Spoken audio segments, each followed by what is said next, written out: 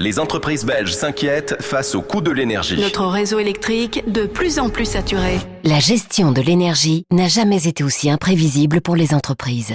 Avec Equance, passez de votre question énergétique complexe à enfin des réponses claires. Votre transition énergétique mérite un partenaire. Equance.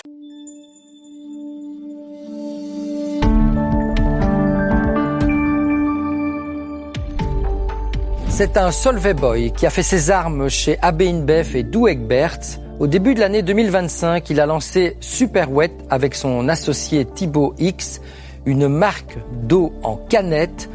Bonjour Maxime Moyens. Bonjour. Qu'est-ce qui vous a donné l'envie d'entreprendre ? C'est quoi le déclencheur ? Alors, mes parents étaient entrepreneurs. Ils avaient des restaurants, magasins de vêtements. Puis j'ai fait un stage dans une société d'énergie drink en Espagne. Et donc là, j'ai découvert un peu le monde du FMCG. Et j'ai aussi fait une finalité entrepreneuriat à Solvay. D'accord. Et à partir de là, j'ai eu cette fibre de toujours vouloir entreprendre quelque chose. Et ce qui a fait qu'aujourd'hui, je lance Super Wet. Alors je l'ai dit, vous avez créé Super Wet il y a presque 1 an et demi avec votre complice Thibaut X, mais l'idée de mettre de l'eau en canette, elle n'est pas neuve. Ça remonte déjà à quelques années. Pourquoi ça a pris autant de temps de passer à cette idée concrètement ? Alors, moi j'avais appelé Thibaut il y a 3-4 ans pour lui dire j'ai une idée, on va faire de l'eau en canette. Et donc Thibaut aimait bien le concept, il m'a juste dit le marché n'est pas encore prêt. Parce que c'est quand même un gros changement de passer de la bouteille plastique à l'aluminium. Et c'est fin 2024 où il m'a appelé et m'a dit maintenant le marché est prêt, on y va. Et donc ce que lui a vu de par son travail et aussi ses connaissances, c'est qu'on avait 2 facteurs importants. On avait les consommateurs qui commençaient à se plaindre de voir beaucoup de bouteilles plastiques qui n'étaient pas recyclées, que ce soit sur les événements ou en rue. Et on avait de l'autre côté les organisateurs d'événements qui commençaient à avoir la pression aussi des autorités pour avoir moins de pollution plastique. Et à partir de ce moment-là, on s'est dit go, on y va. Je rappelle que votre associé Thibaut, lui, il est aussi l'initiateur d'un festival de musique électronique qui s'appelle Hangar depuis 2018. Et ce festival, il faut le dire, a joué un rôle dans le lancement de Super Wet. Alors, ils ont été nos premiers croyants, ceux qui ont bien voulu nous suivre dans notre histoire et aussi dans notre idée un peu folle. Et donc, c'était à partir d'avril 2025 où on a pu lancer Super Wet chez Hangar. Alors c'est vrai, vous le dites, l'idée est un peu folle parce qu'on pourrait se dire en festival, on pourrait boire de l'eau entre guillemets du robinet, on remplit sa gourde, on est festivalier. Pourquoi amener des canettes sur des festivals ? Boire de l'eau en canette, c'est écologique ? Alors, oui, c'est une bonne question. Donc si on regarde aujourd'hui les taux de recyclage entre le plastique et l'aluminium, on est recyclé à plus de 95% en Belgique, là où le plastique c'est plus ou moins une bouteille sur 2.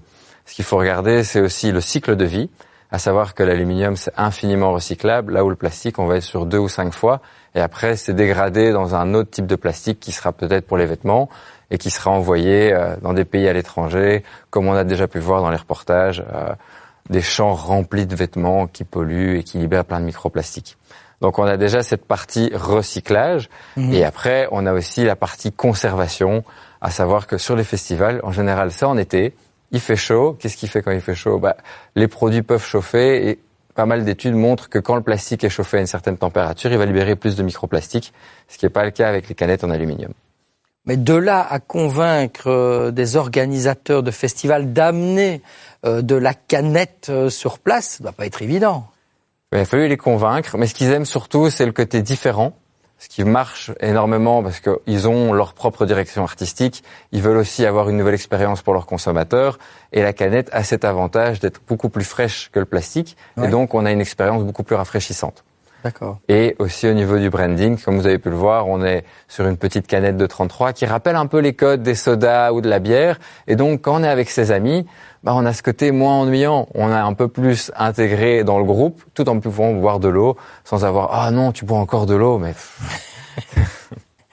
Mais au niveau de la production, j'en reviens dans la logique économique, quand même produire de l'aluminium, ça coûte quand même 3-4 fois plus cher que le plastique. Le consommateur est prêt à payer plus pour la planète ? Alors, c'est notre grand défi. C'est là où on a fait l'effort de notre côté, c'est de diminuer nos marges pour justement rester attractif auprès des consommateurs sans qu'il y ait vraiment une énorme distance entre le prix d'une bouteille plastique et une canette aluminium. Donc on a du coup diminué nos marges. Et après, il y a aussi toute l'expérience qui est autour et le côté écologique. Donc on a une partie de la population qui est hyper ouverte par rapport à ça. On a encore une autre partie sur laquelle on travaille pour leur expliquer justement les bienfaits et faire aussi en sorte à ce qu'ils soient attirés par Superwet. Alors, votre innovation aussi, si j'ose dire, ce n'est pas l'eau en elle-même, c'est le packaging. Vous avez réussi à casser un peu l'image ennuyeuse de l'eau. Vous avez mis des efforts quand même sur le marketing.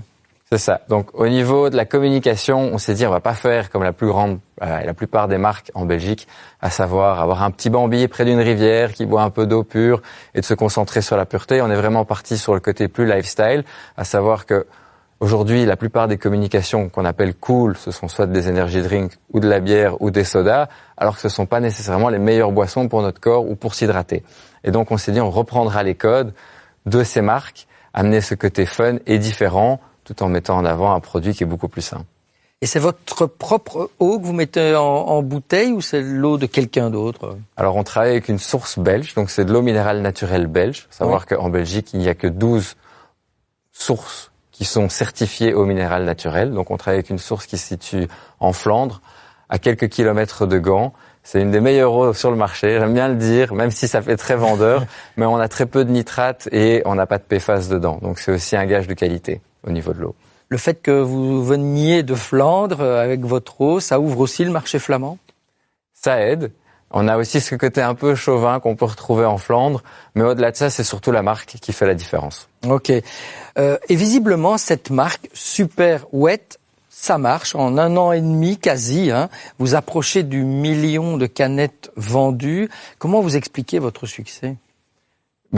On a aussi été également surpris de voir la vitesse à laquelle on a pu grandir aussi rapidement. Dans nos objectifs initiaux, on était à moins de volume, mais comme les événements étaient hyper enthousiastes par rapport aux produits, le côté écologique, l'expérience et le branding, on a eu une accélération très forte en première année. Et sur cette année 2026, on a aussi une expansion de la distribution. Donc on commence à arriver dans l'Horeca, on est arrivé maintenant chez Delhaize, et donc tous ces facteurs mis ensemble font qu'on atteint des objectifs, en tout cas des résultats assez impressionnants. Alors ce qui est dingue, c'est que vous occupez quand même une niche que même les grands producteurs d'eau, Spa pour ne pas les nommer, n'occupent pas. On se demande pourquoi. Vous n'avez pas peur qu'ils se réveillent? Ouais, comme vous le dites, c'était un peu tout ce qui est l'événementiel était délaissé par les marques d'eau parce qu'aujourd'hui ils sont déjà bien établis sur le marché. Ils ont leur communication qui est proche de la pureté, de ce côté nature, et donc c'est sûr que les événements électroniques qui amènent un public un peu plus déjanté, qui aime s'amuser, est moins en phase avec leur positionnement de marque. Maintenant, pour le moment, on n'a pas encore eu énormément de compétition sur ce secteur, mais c'est sûr qu'à partir de l'année prochaine, on s'attend à avoir plus de pression. Alors dans votre gamme, je l'ai pas encore dit, c'est de l'eau minérale en canette, mais il y a aussi de l'eau pétillante, Superwet rouge. D'autres produits vont enrichir la gamme dans les mois, les années à venir? Alors c'est dans nos plans de pouvoir avoir un assortiment plus large tout en restant naturel. Donc aujourd'hui on a les eaux, on travaillera sur les eaux fonctionnelles. Est-ce que ce sera plus sur l'hydratation ou sur les bienfaits pour le cerveau ou pour le corps? Ça c'est ce qui est en cours de développement, on est encore en train de voir parce qu'on doit toujours se concentrer sur notre distribution qui est aujourd'hui le principal facteur de croissance, mais c'est sûr qu'à terme, on aura d'autres variétés. Quand vous dites eau fonctionnelle, energy drink, quelque chose dans le genre, ou comme des... Non, pas du tout. Non, ce sera plus, si vous prenez par exemple les électrolytes, qui est aussi cette nouvelle tendance, ce sont des eaux enrichies avec des minéraux pour pouvoir mieux s'hydrater après le sport. D'accord, ok.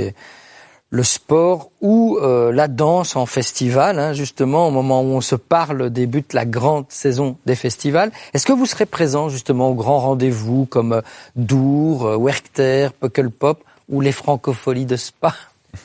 Alors, on n'est pas encore avec les très grands organisateurs de festivals. On continue avec Hangar. On sera aussi présent à Voodoo Village, à Weekend Dance, David Guetta on the Beach, plein d'autres petits événements. Et plutôt électronique, quoi. Voilà, toujours très électronique. Et pour revenir par rapport aux Francopholies de Spa, on ne sera pas aux Francopholies, mais on ne sera pas très loin de Spa.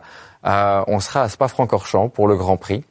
Bevers & Bevers, donc qui est l'exploitant Horeca de tout le Grand Prix, nous a sélectionné comme eau pour l'événement.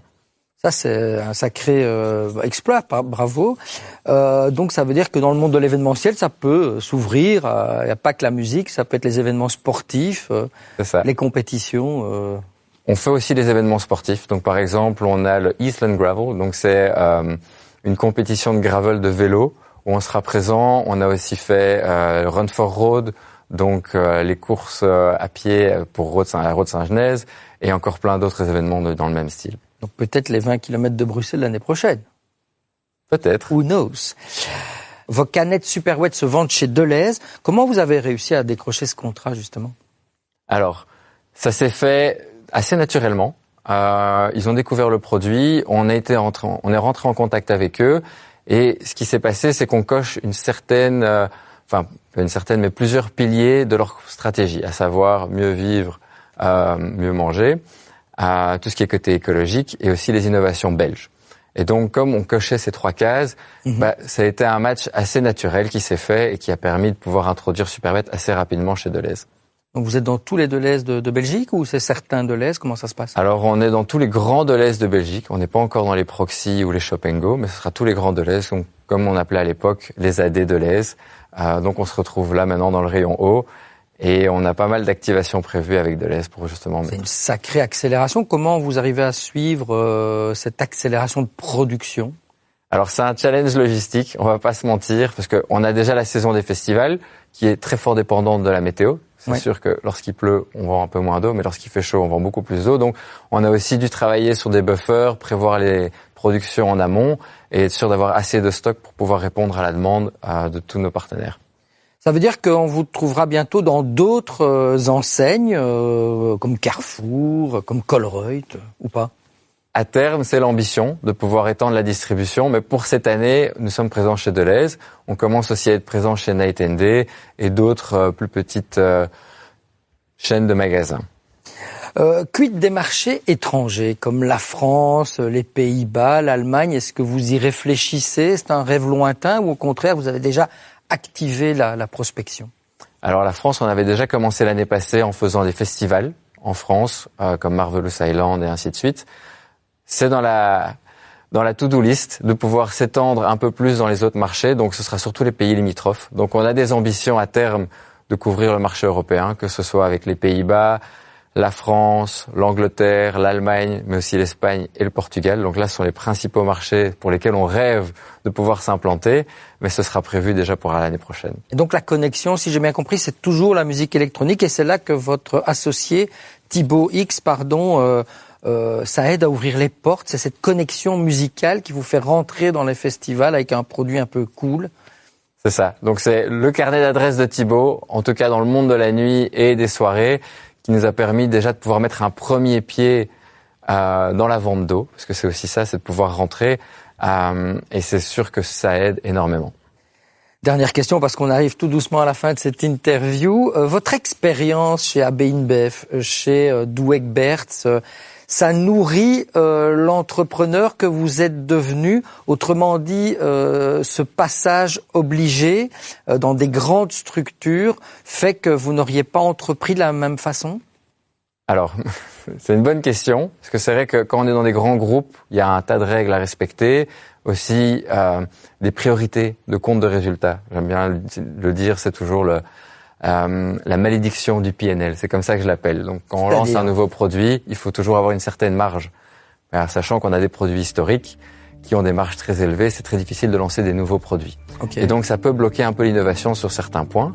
Après, il y a aussi cette volonté de ma part de changer les choses, de pouvoir faire le lancement d'un produit différemment, d'aller dans des endroits où on n'irait pas nécessairement en étant un grand groupe, parce que c'est peut-être trop petit, pas assez intéressant, alors que on trouve que c'est intéressant de pouvoir créer ces connexions aussi avec des plus petits organisateurs d'événements ou des plus petits restaurants et de pouvoir faire quelque chose de plus grand et de plus authentique. Donc ça veut dire, en résumé, quand on est son propre entrepreneur, on a plus d'audace. C'est ça. On peut se permettre des choses qu'on ne pourrait pas si on a cette malédiction du PNL, comme je dis. Merci Maxime Moyens d'être venu nous raconter cette très belle aventure entrepreneuriale. Super Wet, c'est dans la boîte. c'est tout pour aujourd'hui. Vous vous intéressez aussi à l'actualité boursière et aux conseils des investisseurs. Alors retrouvez-nous également sur le canal Trends Bourse. À très bientôt ici sur Trends Tendance et sur Trends Bourse.